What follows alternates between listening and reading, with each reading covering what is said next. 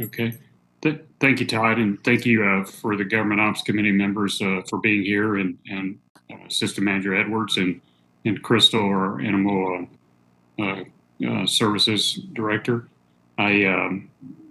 Josh is going to put up the agenda, and as he's doing that, I'll just say we're going to talk about some of the we're trying to look at our animal control ordinance since we created this department, and going to review a few items here tonight.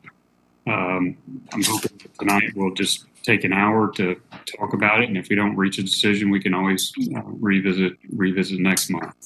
So we're going to do this first, and then Crystal's going to give us about a 15-minute presentation, and we'll have some answers and discussion, questions and answer discussion, figure out some decision points, and then last 5 minutes, I need to get some consensus on our next meeting. The mayor has scheduled a work session that's going to be on our next agenda, our agenda, but there's a work session scheduled on the same night we're supposed to meet. So we'll need to figure that out. And I think also he wants us to talk about in February the recommendations from the police task force. So we may put off animals. We may talk about animal ordinance tonight, and may revisit this back in March after we visit with the police task force. All right, here's the agenda. Josh, you want to run through this real quick? It looks like we're going to just talk about few things. Yes, sir. Commissioner Hamby, good to have you as our new chair of the GOC in your first meeting as chair. So welcome, and we're looking forward to it. Tonight, as you said, there's only one item to discuss, and it's the animal control ordinance. So the review of the ordinance. So just as a introduction to our animal services director, Crystal Barber, she's prepared a presentation. So at our last meeting, you all received a memo and a high-level description of about 7 categories that Crystal and the external stakeholder team have identified as potential update areas of the ordinance. So tonight, Crystal's going to lead the GOC through a discussion of one of those 7 areas, and she's got a quick intro presentation that she's going to use to kind of get you all into the key areas and the thoughts behind this first area, and then we'll pull up the ordinance at the end, the red line version, and show you the associated areas that kind of tie to the presentation, and make sure everybody kind of knows what kind of questions and recommendations we're looking for at that point. So that's what we got for this evening. And with that, I'll hand off to Crystal if y'all are ready. Yeah, thank you, Crystal, for being here. Thank you, Sherry. Also, I see you joined us as well. Do we need to do minutes first? Do we need to approve the minutes from last meeting? Or I haven't chaired a committee in a long time, so Unanimous consent. Thank you. Is there a motion? Was that for Commissioner Edwards? Second, yeah. Okay, all in favor? Aye. Okay, minutes approved. Thank you, Commissioner Benson. Crystal? Hi, thank you guys very much. Let me see if I can share my screen.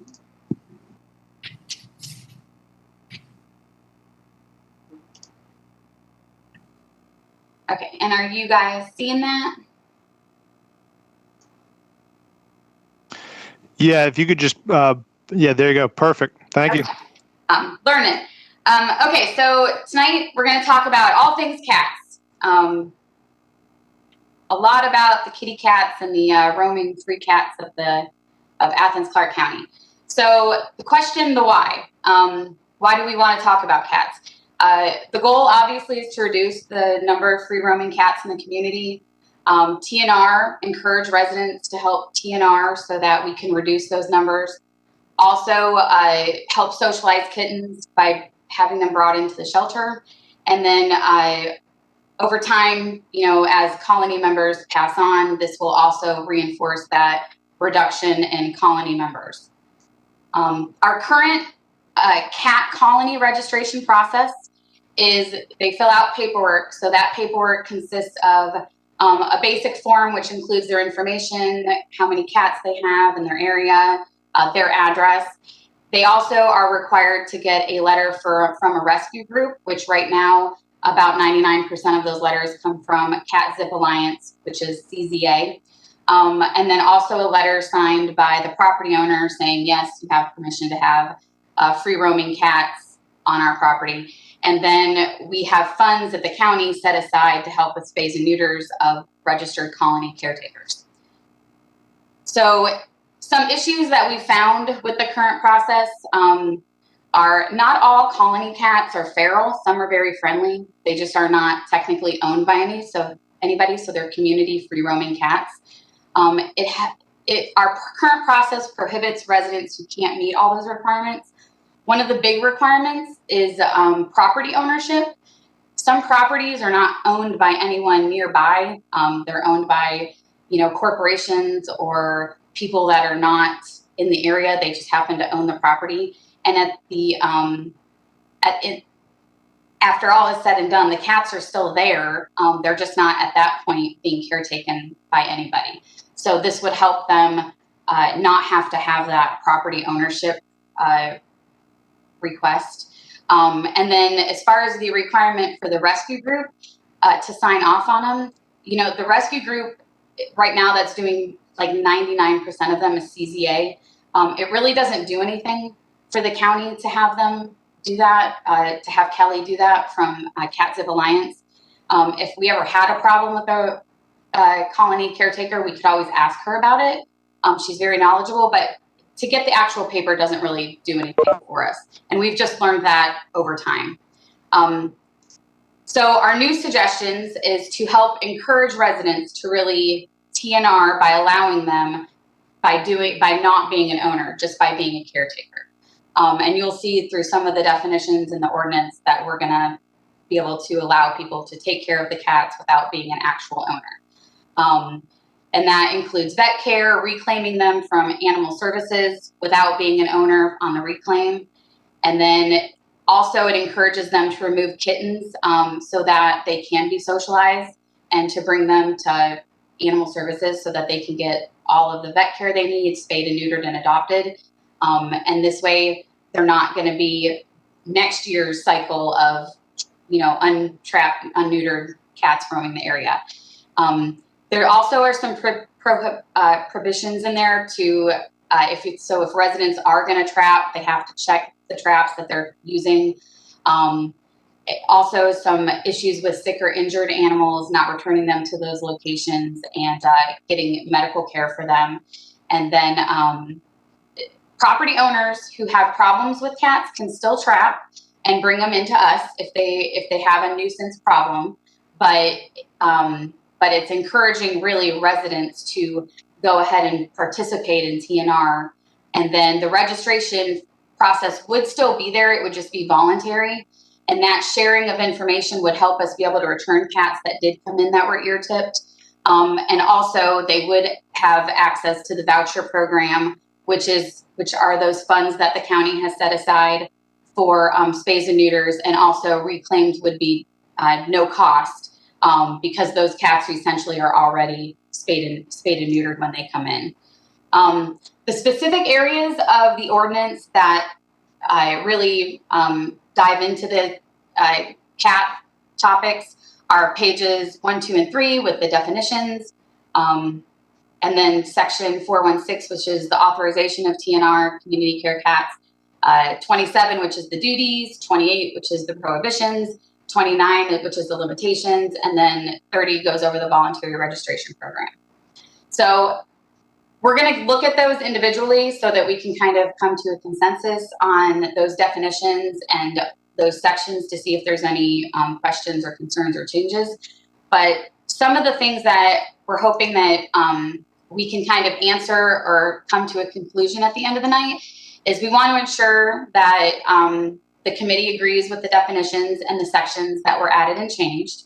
And then we really want these sections to help encourage our residents to actively participate in TNR by acting as a caregiver, not an owner. And this hopefully it will be encouraged through these sections by placing less stringent requirements on the registration process, and then also allowing more residents to actively engage in the TNR process, which hopefully would help lower the free roaming cat population and the costs for ACC as well. And then we also, the kittens, getting those socialized and getting them through the adoption center.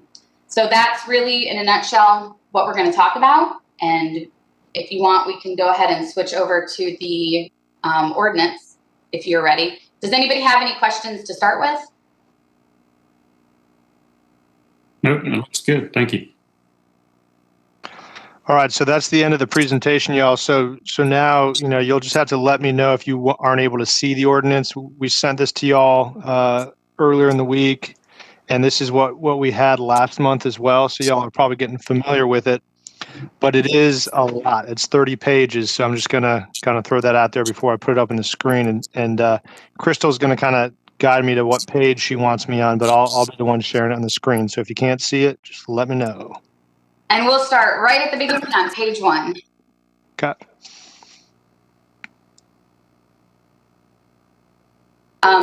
So that first definition, we used to define feral cat colony, and we want to take that out essentially and define what a caretaker is. So caretaker means any person who provides care, including food, shelter, or medical care, to a community cat, and then a caretaker shall not be considered the owner of such community cat. The second one is also on that page, and feel free to stop me at any point if anyone has any questions. The second one is on that page at the around line 35. Community cat means any unowned and free-roaming cat, whether or not feral, that has been sexually sterilized, vaccinated for rabies, and ear-tipped in accordance with the trap, neuter, release program. Trap, neuter, return program. And then page 2. So just to stop right there, were there any questions about the why behind these changes or anything y'all want to ask at this point before we switch pages? No, this is good. Crystal just keep going through it, Crystal. If we can go to the end, and if we have any questions, we'll get to it then. Okay, so page 2, ear tip which would mean a single straight line cutting the tip of the cat's ear by a licensed veterinarian to indicate that an unowned cat is sterile, vaccinated at least once against rabies. And then page 3 would define trap, neuter, return around line 31. Means a non-lethal approach to community cat population control where unowned, free-roaming cats are humanely trapped, sexually sterilized, vaccinated for rabies, ear-tipped, and returned to the location where they were originally trapped.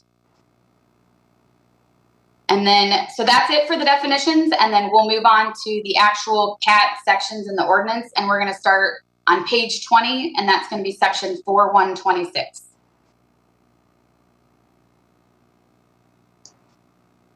To my page. So on this, as you can see, we kind of basically cut out everything that we had before.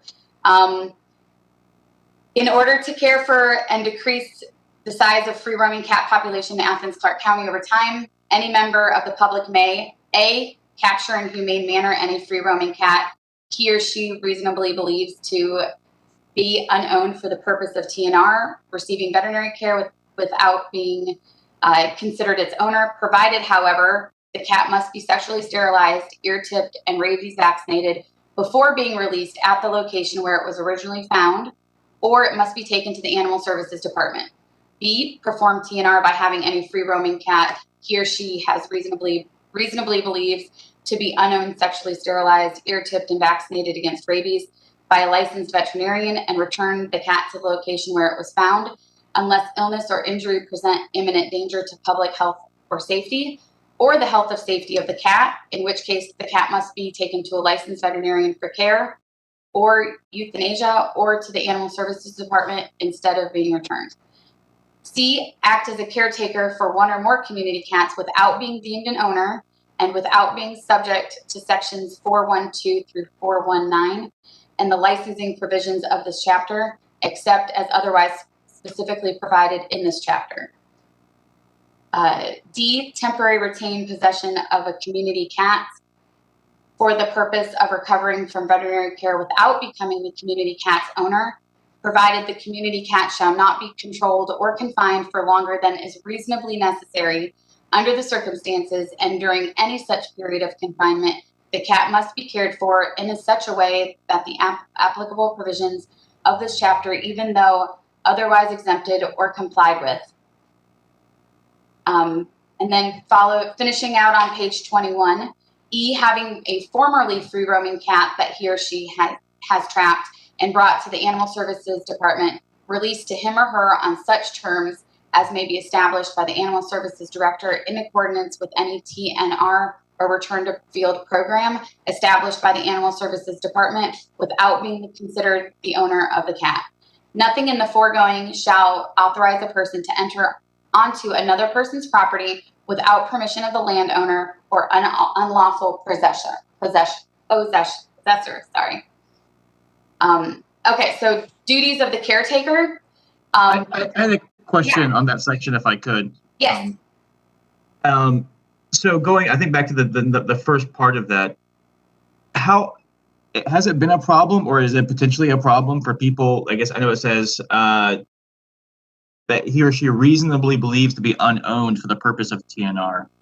I mean, has it ever been an issue of people taking cats that they thought are unowned and having the process done and it actually being somebody's cat? And I don't know if Sherry has any other knowledge. I don't believe that we've had any cases, to my knowledge, since I've been here. But there are people that let their pet cat outside, and people, like, if your neighbor lets, which they shouldn't, because that is against the ordinance, but you know, obviously at that point that that's your neighbor's cat, so you shouldn't catch that cat for TNR. So this is really hitting those cats that are really not owned by anybody, but maybe everyone in the neighborhood feeds, not that are inside cats that are come outside. And Sherry, I don't know if you have any other experience that you wanted to comment on. Yeah, I don't think we've had the issue, to my knowledge, of someone trapping specifically for TNR and then someone being upset that someone spayed or neutered their pet. We've definitely had lots of people trapping their neighbor's pet, whether they intended that, like they knew that it was the neighbor's pet and they were just frustrated, or they didn't know it was the neighbor's pet and then the neighbor came and reclaimed them. But that, speaks to exactly what Crystal was saying, that it your pets aren't supposed to be free roaming, and it creates this problem of, is this really a feral or is it not? And so we just put that reasonable belief language in there to give people some cover and trying to do the right thing. Okay, I was just making sure, because I knew we're relaxing some of the requirements here, that you didn't have to be a certified caretaker and stuff. So I want to make sure we weren't opening up any potential liability stuff there. I mean, I think we could eliminate that problem if we did some required registration and required microchipping for all pets. And I think that's going to be a discussion later on. Melissa, Yeah. We want to let Crystal go ahead and move forward with community cats. Yeah, that will definitely be under our part of our licensing registration process, those requirements. So, okay, so duties of caretakers. Caretakers must make an effort to reduce the local population of free-roaming cats, including by promptly engaging in TNR with respect to all potential community cats estimated to be 12 weeks of age or older, for which he or she cares. TNR shall be considered prompt if begun within 2 weeks of caretaker beginning to care for the cats, and pursued as diligently as is reasonable given the number of cats, weather, and the availability of sexual sterilization surgery appointments. In addition, a caretaker shall make a reasonable effort to A, take possession of free-roaming kittens that he or she feeds that are reasonably estimated to be 12 weeks of age or younger, and deliver them to Animal Services Department for domestication and placement. B, take possession of any sick or injured community cat for which he or she cares for the purpose of immediate veterinary care, humane euthanasia by veterinarian, or impound at the Animal Services Department without being considered the cat's owner. C, ensuring that all community cats for which he or she receives food and water year round. And D, identify a replacement caretaker if he or she is unable to continue for one or more community cats. Failure to take any such effort shall be a violation. Any questions on that? No. Okay, so 428 is prohibitions. No person shall A, leave a trap he or she has set for the purpose of catching a cat unattended in excess of 12 hours. B, release a cat outdoors that is known to be positive for feline leukemia or FIV, that is more than superficially ill or injured, or that is not known to be sexually sterilized, currently vaccinated for rabies, and ear-tipped. C, release a cat to any outdoor location other than a community cat that is one returned to its original location after TNR or veterinary care, or 2, was trapped or otherwise caught within Athens-Clarke County that is rehomed as part of a program established by the Animal Services Department, or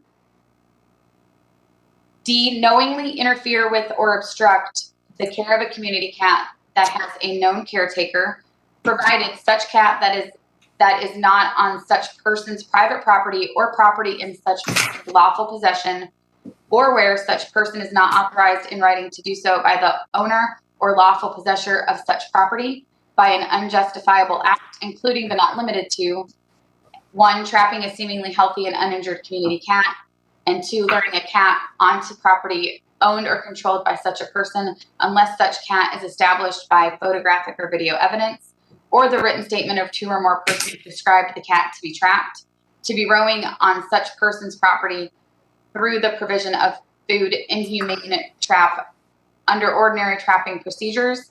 3, poisoning or removing food or water for a community cat, or 4, removing a shelter for a community cat. Or E, control or confine a community cat for any purpose other than as described in this chapter without complying with the requirements of section 412 through 419, and then taking any such action shall be a violation. Any questions there before I go on? Okay, so 429, limitations. Notwithstanding anything in the foregoing to the contrary, nothing shall prohibit A, a property owner from taking lawful steps to control or restrict community cats within the limits of the owner's property, including but not limited to taking the cat to the Animal Service Department or the Animal Services Department from seizing or removing community cats for public health or public safety concerns, including an outbreak of rabies, other zoonotic disease epidemics, and animal-to-animal diseases identified by the Animal Services Director. Can I stop you right there? Sure. Notwithstanding anything in the foregoing to the contrary, can we say that a little bit more concisely? I'm thinking Sherry, I'm trying to brainstorm with Sherry. You know, how else can we say that just to be more clear? That's pretty complicated for the average citizen to understand that phrase. I mean, I'm having trouble grasping it. I mean, being a lawyer, it's pretty heavy on legalese.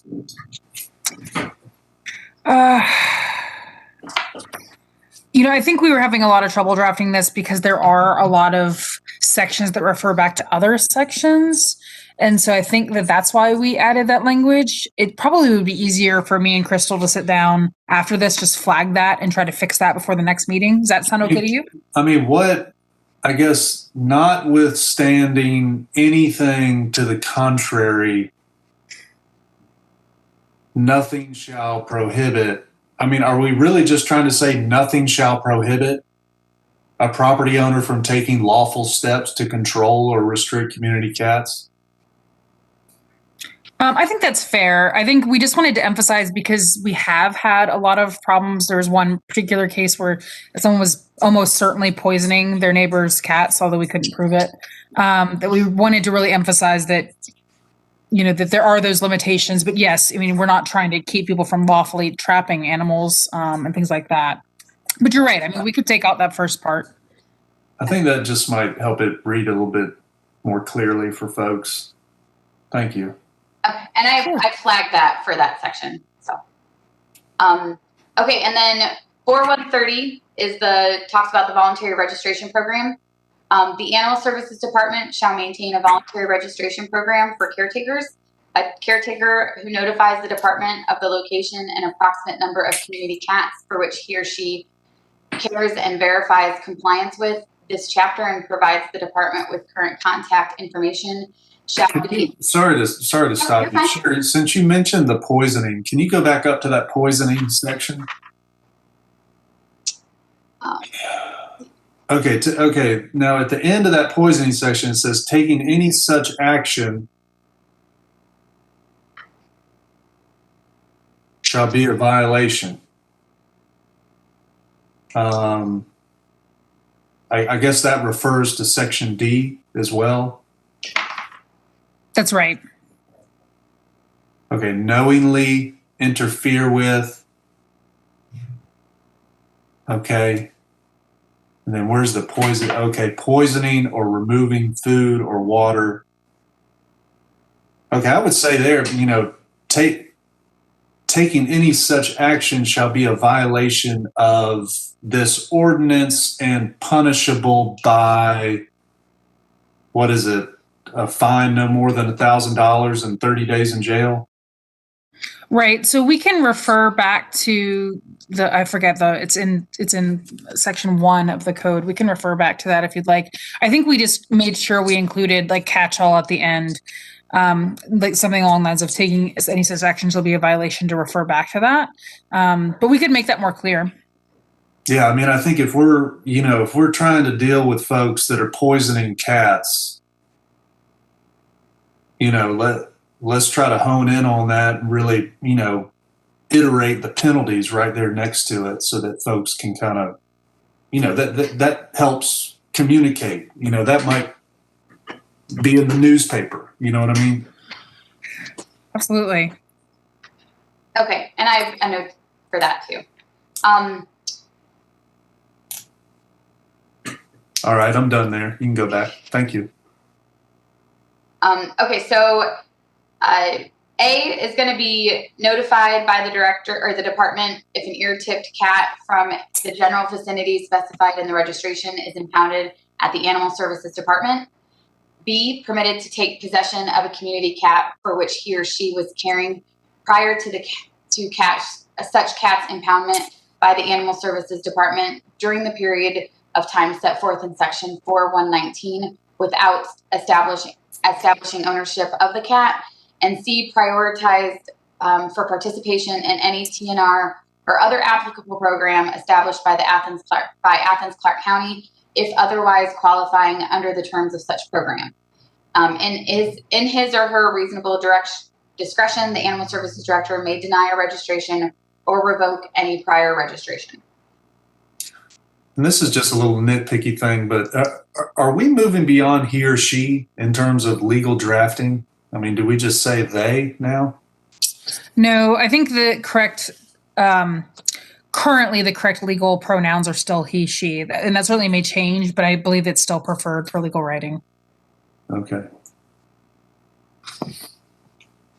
Oh, I had a question on the last part of 4130. Where it says in his or reasonable discretion, basically that we can deny registration or revoke any prior registration. But of course, these things are voluntary registrations. And what we're saying is that if we were to deny or revoke those things, I would imagine we had a good reason to, because these people were doing something harmful, yet revoking or removing that registration does nothing, right? They can still do everything because we don't have the registration no longer necessary. So I guess what I'm wondering is could we? I understand that the registration is voluntary, but is there a way for us to have it built in there that if somehow you have violated these things, that you can have your caretaker abilities entirely revoked, where like you legally are not allowed to do that anymore? Getting to those people that I think that last line is written for. I mean, I think that would be something that we could certainly draft in there. I think that's a great idea, because that is really for the people that are clearly feeding outdoor cats, but not taking care of their medical needs as they are caretaking, or, maybe misutilizing the caretaker status for indoor cats that they're allowing outdoors. So that's really what those are for. And then obviously the really heinous ones of like animal cruelty or neglect. So, Sherry, I think that's probably doable. Do you think that's? Yeah, I think that's doable. I think it's also consistent with some other changes we want to make, in the sense of we want to make sure we're addressing these issues before we just let people continue to engage in these same behaviors. So I think that's fine. And the other thing it would certainly do, even though it's a voluntary registration, is it would mean they would be no longer eligible to get funds from the government to pay for spay neuter. So there is still that penalty regardless. And they would have to also pay the reclaim fees when if one of their cats was in a trap in here, and they wanted to reclaim it. We would no longer give that to them at no cost. They would have to pay the reclaim fees as well. Yeah, and I hear that. I guess the times that I've come across these situations, I feel like those things would not bar the person from still doing the possibly problematic behavior. And I guess I see that what we're doing here is that potentially would be moving any ability to regulate people who are having harmful practices. So I just want to make sure that we are somehow building that back into this, so that we can keep people who are doing harmful practices to our animals and saying you can no longer be a caretaker, have that revoked in general. Yeah. No, I think that's a great addition. Thank you.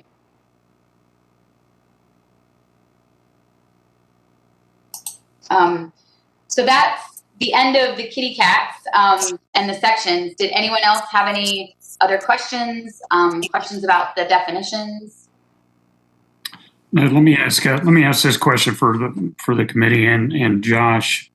Since I've come in the middle of all this, is this, did we want to move forward with this to the full commission and then take it piecemeal, or are we going to wait till the end of all of this and put it all together?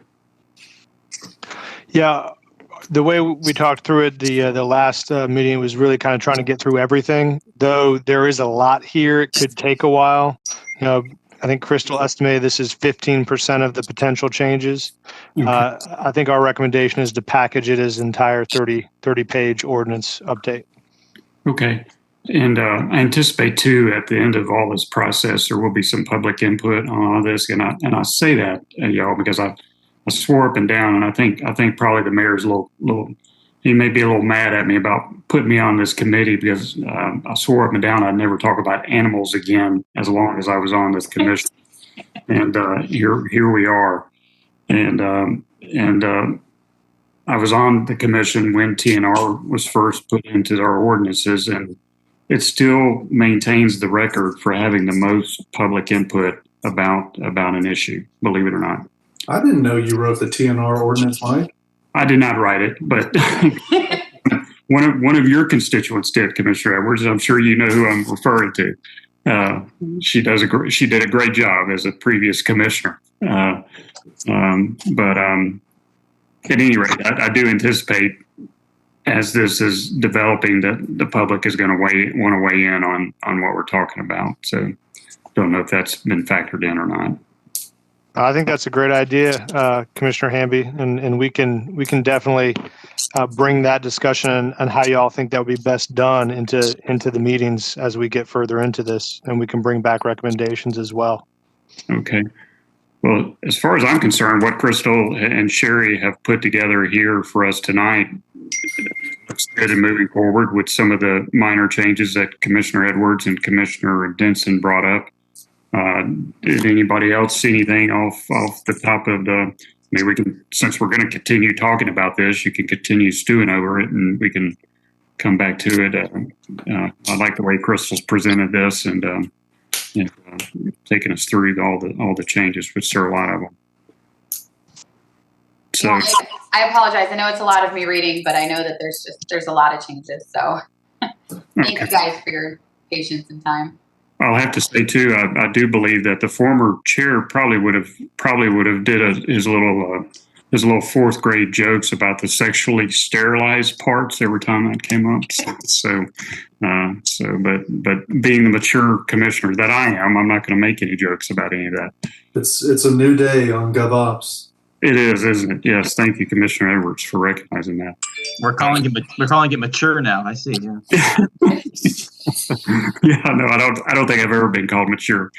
But let's see here. So, did anybody else have any questions for Crystal or Sherry before we move ahead with talking about our next meeting? I guess my final question is, so is it the intent of the ordinance and the policy in general just to basically control feral cat populations humanely so that hopefully they'll just naturally die out from old age? If at all, they probably won't, right? I mean, they're here to stay. Well, I mean, so, free roaming cats are, like you said, whether we like it or not, they are here, they're in our community. This will help our citizens and residents be able to actively engage, and hopefully we will over time reduce those numbers. Certainly some numbers are going to die out. Some other numbers in other areas may, get heavier in those areas. I think that's probably one of those things that's kind of an ebb and flow. But research has shown that, just picking them up and humanely euthanize doesn't really work.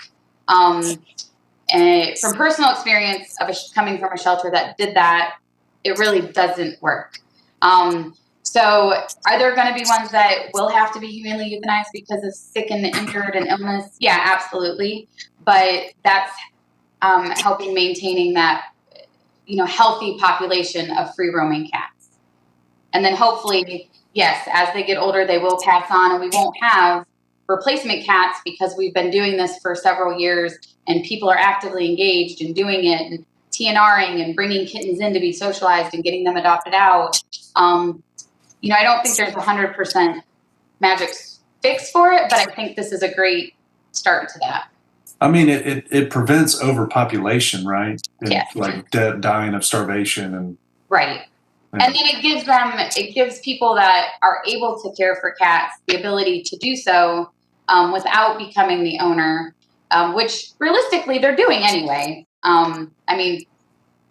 People who feed cats are going to feed cats. This just gives them the ability to do so without violating any laws and by having some more resources to help do it appropriately. That's what I was going to add to that, Crystal, that's one thing I have noticed as compared to the previous ordinance. It does make it a bit easier to be a caretaker. Yeah. Which I think is helpful. And certainly I think as this committee moves forward, one of the things we need to look at as a full body, as well as Crystal mentioned resources, we need to make sure that if we want the community involved as caretakers, then there are some resources there for them to access those and make it easy to access those. Right. So, all right. Well, thank you, Crystal. Thank you, Sherry. Thank you guys. And appreciate your time, Josh. Committee members, I did want to mention, as I mentioned at the beginning of the meeting, Mayor Gertz has called a work session for the 18th with the following, I guess that would be the 25th, am I right? The following Thursday, would that work for everybody to move our meeting times then? Our meeting at that point, like I mentioned, would be a presentation from the Police Advisory Task Force and some question and answers from the committee. At 5:30? Well, I was going to ask you all about that. I know Commissioner Link may have Commissioner Link, is your time, are you available? That night is bad for me. What night are we talking about? Thursday the 25th. I got a meeting at 6:00, a standing meeting on the fourth Thursday of the month at 6:00. Well, the 25th. As do I. Yeah. Melissa, would you be able to meet at 4 that day? I work till 5. I would have to take an hour off work. But if there's nothing else available. I could do Wednesday the 24th. Wednesday's fine by me if that works for y'all. So could I. 5:30. Can you do 5, Melissa? I can do 5. I can.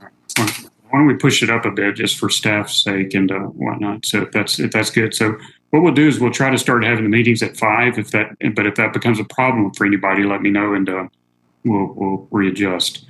Okay, so Wednesday the 24th at 5. 5, and then we'll get back on our regular schedule after that. So Crystal, you're free for the next month. Okay, and I will have some more ready for you in March. Sounds good. Thank you. And if I can get a motion to adjourn, we'll go ahead and do that. So Can I clarify something you said, Mike? So you said that we're gonna get back on a regular schedule, but at 5 o'clock instead of 5:30? Well, if we can keep at 5 from here on out, if that works for everybody, but if it becomes a problem, then Commissioner Link, if it becomes a problem, we'll readjust. But or 5:15 or something like that. We'll figure it out what's best for everybody. But for the next meeting, let's start at 5 and we'll revisit the time at the end of the next meeting. Sound good? Yep. Okay. Everybody, motion to adjourn from Commissioner Edwards. Is there a second? Second. Okay. Second from everybody else. All in favor? Aye. Aye. Okay, y'all. Have a good evening. Aye. Bye. Thank you.